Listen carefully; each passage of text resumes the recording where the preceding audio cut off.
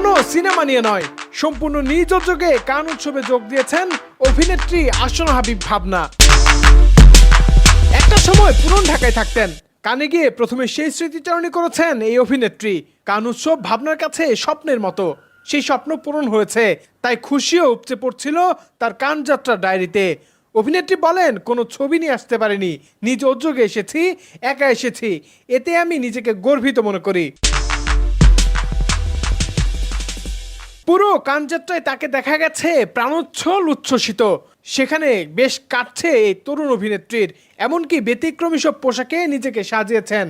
এক এক দিন এক এক রকম ডিজাইনের পোশাক পরে ভক্ত দর্শকদের চমকে দিয়েছেন ভয়ঙ্কর সুন্দর অভিনেত্রী ভাবনা। শিল্পমনা, ছবি আঁকতে ভালোবাসেন, সেটি কম বেশি সবারই জানা।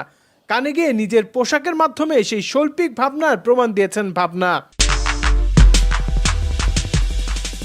প্রথম দিনে উৎসব স্থলে পরেছেন কালো রঙের ব্লেজার, সাধারণ সাজে স্নিগ্ধ দেখাচ্ছিল অভিনেত্রীকে।